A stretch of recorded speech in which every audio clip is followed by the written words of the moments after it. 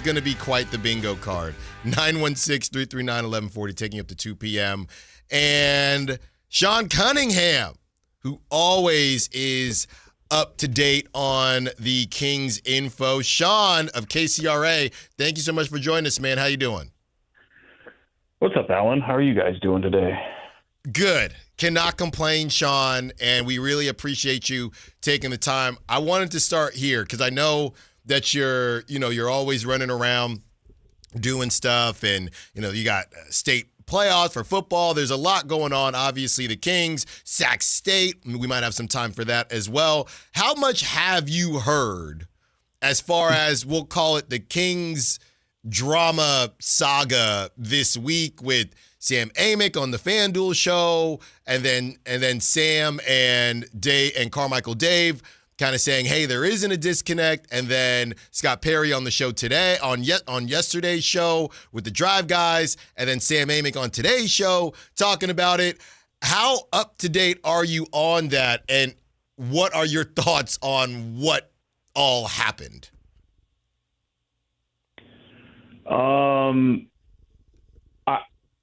I don't. What's the question, Alan? I don't know. I don't know what you're referring to in terms of what's been on the radio station necessarily. I did hear Scott Perry's interview this morning, which was cool. So I can kind of talk about that. But in terms of I don't. What's the? I don't understand what you were asking me. Sorry, buddy. I'm just saying. Did you hear about the Sam Amick thing? Let's start here. Let's start there. No. What did Sam do this time? No, Sam didn't do anything. Sam didn't do anything. He was on a FanDuel show, and he got aggravated that that there was some level of convincing that Scott Perry was having to do with Vivek about how long this rebuild was going to take. So I wanted to bring you in on this because you've been the one where we've had you on the show and you've said there hasn't typically been an appetite for a rebuild. So maybe we'll ask it like that. Have you heard that the appetite for a rebuild has changed, or has that appetite just had to change because of where they currently are in their process? No, I mean, I certainly can answer that. I mean, in terms of discussions I've had, it's that word still has never come up once. Mm-hmm. Even when I broach, hey, rebuild, like nobody comes back and says, yeah, that's what we're doing. Yeah. I would also probably point out that Scott Perry didn't use that word once in the interview yesterday on your radio station. Mm-hmm. So, in terms of like convincing, I mean, look, Scott Perry is going out of his way and unprovoked to say he has full autonomy, mm-hmm. To build this basketball roster and make decisions. That is true until it's not. And all you have to do is look at your history. I mean, every GM that has come through Sacramento has said the same thing up until it's not. And then when you do debriefs with them afterwards, like Ronadive and it's not exclusive to Sacramento. Every ownership group is involved in the NBA and in professional sports. Mm-hmm. And I almost kind of sound like a broken record at this point, but yes, you have autonomy to be able to build the roster until you don't. And what happens is oftentimes is that he is involved in terms of the decision making. So if there's, something, major that has to happen, he's going to be involved, but if it's something tertiary, it's not going to be as involved, but he's going to know what's going on with his team. He owns the team, and that shouldn't be, I think what people, when they hear that the ownership is involved, is they picture, oh, he loved Buddy Hield, they got Buddy Hield. He loved Zach LaVine, they got Zach LaVine. Those kind of moves, and oftentimes, where there's smoke, there is fire. But no, I mean, Vivek Ranadive once employed Scott Perry to do exactly what he's doing now. He didn't last very long because he got another opportunity to go to the Knicks, and he has Scott Perry back as a part of his organization with a much, much, much larger role than what existed before. And that's by design. He trusts Scott Perry, and he trusts Scott Perry to steer this organization in the right direction. See, Sean, we got there. We got there eventually. You know, we had to take MapQuest, right? But we got there talking to Sean Cunningham of KCRA. Sean, let's take it to the court. The Kings have the Nuggets tonight for what feels like the 17th time. Where are you at as far as Doug and the distribution of playing time? Do you think Doug is going about it, I guess, quote unquote, the right way? A lot of people are saying enough with the vets. Zach LaVine is out tonight. Dennis Schroeder is out tonight. And honestly, it feels like it hasn't been a huge issue because these guys can't get healthy. Maxime Reynaud getting time because Domantas Sabonis is out. But where are you at as far as the job Doug Christie has done, I guess, relatively speaking? And is this what you expected from him? Did you expect to see more of, I don't know, Keon, and now Devin Carter is with the G League squad? Give me your thoughts on Doug and the job he's done so far. Yeah, I think Doug's trying to figure it out. I mean, this is not a record that's indicative of what they thought they would be at, but you know, you knew you were going to be. I mean, we talked before the season started, Allen, and the belief was from people I had talked to, and just kind of looking at your own tea leaves and looking at the depth and how this roster is constructed, that they would have to, if they were going to have any success, they were going to have to really rely on a lot of veterans to be able to do that.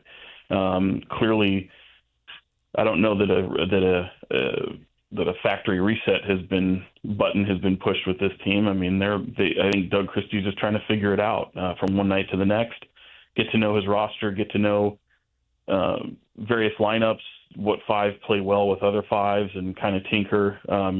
He's had so many different starting lineups.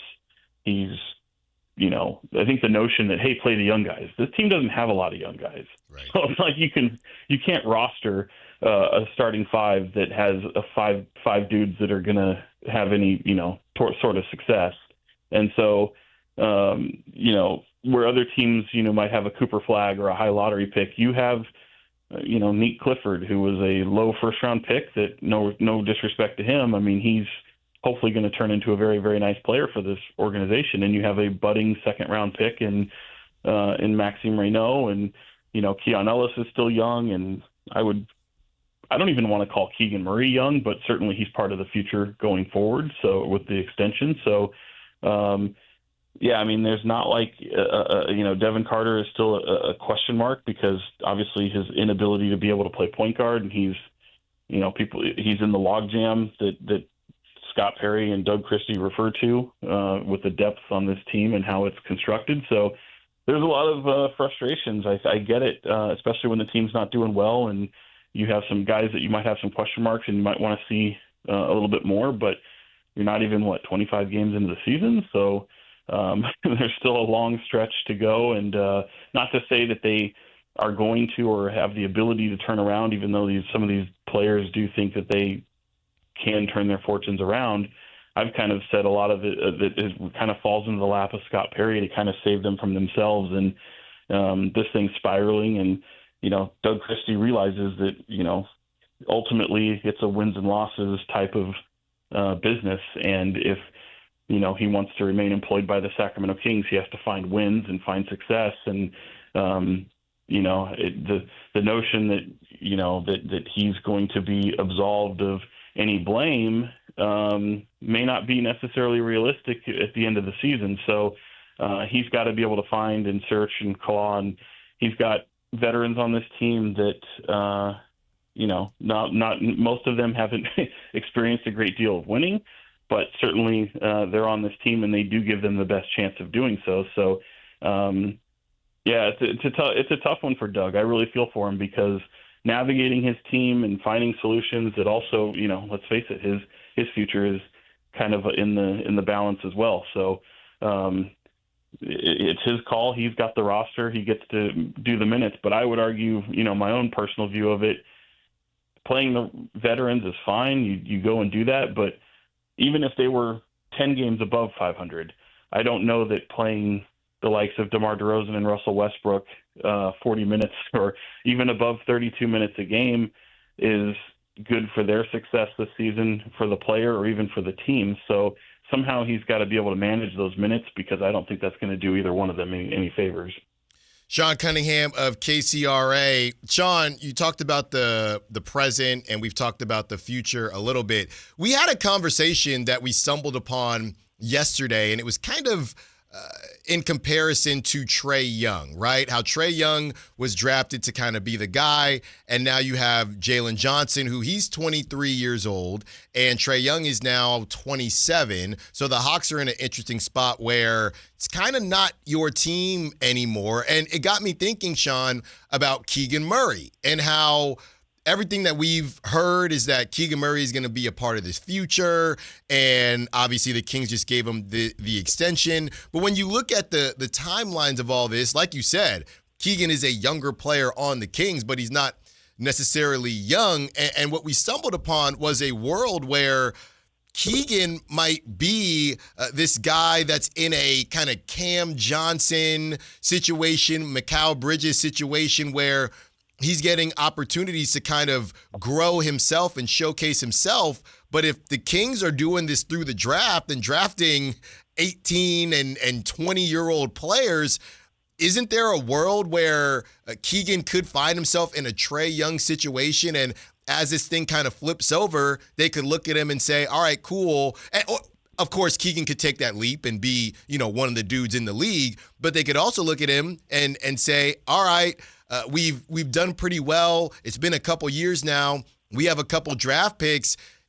Do we want to continue with Keegan, or do we maybe want to cash our chips in and get even more draft picks since our timeline has changed a little bit? Where do you think this could go with Keegan Murray? I mean, you laid it out pretty good there. I think it can go anywhere. Luck has to factor in there. Opportunity factors in there. I think the tough part is in hearing that circumstance is like you're looking like 3 years down the road, 2-3 years down the road, maybe even a year down the road. You have to look in the present and plan for your future. And Keegan Murray is a player who's trending upwards and has you like where he's at now. You think he can be something different. You're paying for what you have now and hopefully for the future. But make no mistake, if they can get better by moving Keegan Murray at some point, they'll do that. I mean, I realize that they'd rather not, and there's, no one that's untouchable, but you're not really shopping Keegan Murray based off of, your contract. Now, opportunities being what they are, I mean, look, he came into this league as a shooter, as a shooter, and he's turned into a two-way player with some 3-and-D. So I would argue that he's become a much, much better player than what he came into the league as, and he's projected very. I think his trajectory has been very nice, considering he's played with, a young team. He's played with veteran teams. He's played with guys who are more higher in the scoring pecking order, if you will. He's played with some offenses that are very free flowing, get up and down. But to your point, like if he, just because that they've got this commitment to him, it doesn't mean that it necessarily pans out either. So in the grand scheme of things, 3 years from now, we could be seeing him on another team playing out that contract. That's just the reality of professional sports. But I think a lot of opportunity and luck has to go into it. It's also Keegan has to perform. So this team, that's the tough part is if you look at the team coming into the season, I would say, your number one guy was Zach LaVine, Domantas Sabonis, probably Keegan, maybe in your third option in terms of what your core would be, or how you define what your core is. At this point in this point of the season and where the Kings are going, certainly Zach might be still the face. Keegan certainly is the future, but it's not like you have some beacon of light like a Cooper Flagg or a Stephon Castle or Victor Wembanyama. You don't have like a young star. You have a nice player, and you have an aging guard who can get you points, but you don't have that real beacon of ray of hope that fans can kind of glom onto. This is kind of what it is here, and in comparison to a lot of other teams in the league that have this, budding star type of player that they're willing to invest in, they look at Keegan as potentially maybe being there, but obviously, I don't know that anyone, just being honest, would be looking at him as saying that guy's a top 10 future player in this league that will have star power and all these things. So it's tough, man. It's going to be upon him to try and go out and seize the moment and capture and be able to, absolutely take a big leap. But he's also got a lot of vets around him that still score the ball. So I think everyone tends to judge a lot of these players based off scoring ability rather than overall performance. I'd say, I mean, in my mind, Keegan Murray is, his development and where he's situated is fine. It's just not necessarily, I wouldn't peg him to be an all-star in the future, but anything can happen, right? That is correct, Sean. Talking to Sean Cunningham, KCRA. Just a couple more for you, Sean. And this is a big one that I really wanted to ask because you do a great job on KCRA of being in the I don't have locker room access. I don't need locker room access, but Sean has locker room access. And Sean, you do a great job asking questions to the players, right after the games and getting their emotions on everything. Sean, I just want to ask you this. As somebody who I know has a pulse of the team, do you think there is any level in that building, right, of players, specifically the vets, of course, that are maybe just kind of waiting for this thing to be over? You think? Yes, 100%. Like if you, look, no one's formally, to my understanding, has, gone up to management and said, get me the hell out of here. But trust me, in conversations that I've had, there are guys who would, from a mental capacity, have their bags packed ready for the next opportunity. So, yeah, absolutely. But, things in the NBA can change very, very quickly, very, very quickly. So, there's that doesn't. I've seen that happen before, and I've seen a player commit to Sacramento long term. You don't have to. Even Chris Webber, who wanted nothing to do with Sacramento and coming here, and then seeing how well this team was able to play. That's obviously a well chronicled and familiar story to old head Kings fans who, back in the glory days, things can change very, very quickly. And we've gone from seeing players who very much want to be here, and even through it all, you still have. I'd throw out Malik Monk right there. He's a guy who absolutely still has a desire to want to remain in this city, built a home, building his future, all that stuff. And he's certainly been a part of trade rumors. So it can affect guys both positively and negatively. And yeah, there's definitely people that want to stay and other guys that would welcome the green light to get the hell out of town. Sean Cunningham. Yeah, Malik is the one. And honestly, I think it was from a question that you asked when I saw you posted in one of the post games in the locker room. Yeah, you can tell that Malik is, it was the whole passing the ball thing, and how you can tell that he's trying to make this squad the best that it can be, where I don't know if that's the thought process for all of these guys. Just one more for you, Sean, of KCRA. Be sure to catch it. Go ahead. Sorry, buddy, but before you, I think it bears pointing out, it's like you really feel for these players. Mm-hmm.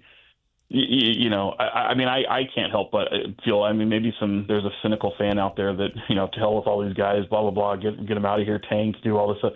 But it's like, so this is just a very tough situation because it's a team that really isn't built for the NBA today, right? And to be able to compete, and especially in this West. And I think everybody saw the flaws going into the season, and players always have their utmost confidence that they can do anything. And you've got guys like DeMar DeRozan who feed off of some of the negativity that surrounds them, or critics, if you will, who say, oh, you guys can't be this, that, or whatever. Players are always going to think that they're able to turn anything around and just win and string together. That's the crazy thing, Allen, for as bad as this has been, I pointed out on the podcast the other night, only 3 games out of 10, which is wild for a play-in situation. So, it just speaks to it. But I really feel for the players because it's, they do what they do. Some guys are asked to play different roles than what they're used to try to find this team success. And there's just so many factors. There's a laundry list of things that you could just pick apart with this team that just factor into the failure that has been this earliest part of the season. So, I just feel for them, man. It's tough. Yeah, I hear you, Sean. And trust me, the cynical fans, we see them a lot. They're millionaires. We get it. And, the theme of this show always is to be able to compartmentalize and to say, hey, relatively speaking. So I hear you on that. But now, Sean, you earned yourself a bonus question because you were talking about guys playing out of position. So I only had one more for you, but now I have 2 just real quick.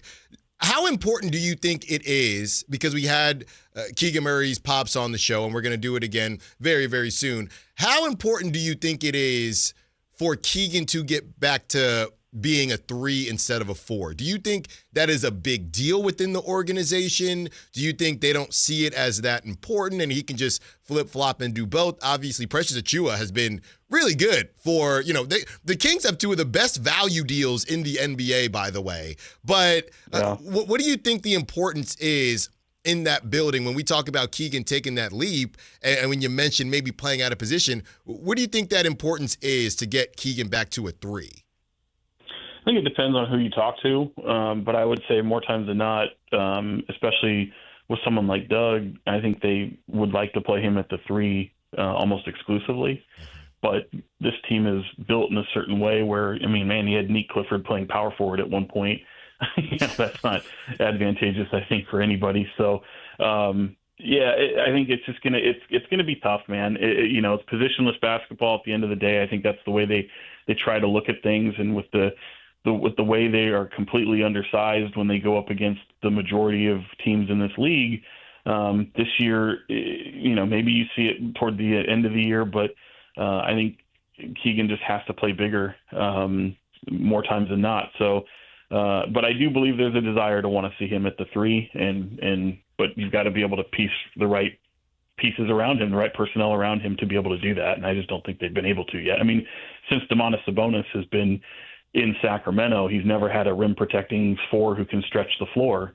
And the closest thing to a rim protector that they had, in my opinion, was Jonas Valanciunas, and we saw how that went. So that's been tough to me. If you're going to have someone like Domantas Sabonis, and to me look, having a top-tier point guard for success in this league, you need to have like a upper echelon top 15 point guard in the league, in my opinion, to sustain any sort of postseason success. But I think for the Kings, the white whale has been a rim-protecting stretch 4 that you can pair next to Sabonis, a la Aaron Gordon, Paolo Banchero, Miles Turner, things like that, where if you can have somebody who has the ability to do that, would Trey Murphy, things like that would really fit in nicely and pair next to him. And that's been a failure on this organization's part to not be able to find that piece. And it's tough because that is truly the unicorn. Sean Cunningham. All right, just a quick one for you, Sean, since I gave you that bonus. I have to ask you this. If you have a crystal ball, right, what do you think happens this go-around? December 15th is around the corner. What do you think happens this go-around at the trade deadline? I don't think, you look at the big contracts of the vets, I don't think all 3 of them will be gone, maybe one of them. What is your best guess as to what happens this go-around by the time the trade deadline comes and goes in February?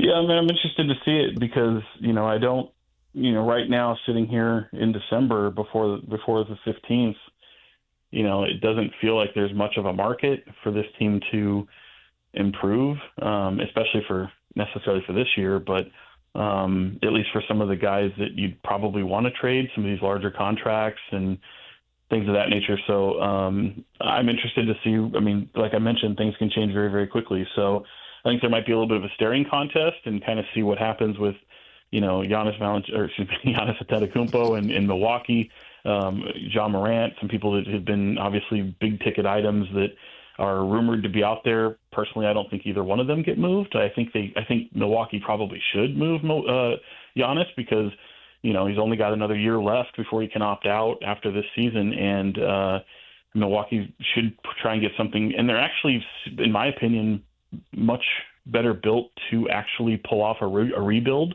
and hit a reset button than someone like the Kings that have so many bloated contracts that obviously will come off in 2027. So a lot of these contracts, when they fall off, it kind of happens naturally. So to me, I feel like Milwaukee is one to watch. But if you're the Kings, you look at all these situations, and if the league kind of gets this halt and everyone's kind of looking at Milwaukee to see what they might do, a lot of these teams are trying to shed salary. You just look at the salaries of the teams that are paying luxury taxes, and so many teams are so close to that second apron and all these aprons that are involved, and the luxury tax is just crippling a lot of teams' movement. So, if you can somehow be advantageous and be able to kind of hitch your wagon to some of these teams that are trying to shed salary, and it might make you better, and maybe you can get some picks in the meantime as well as all along with it.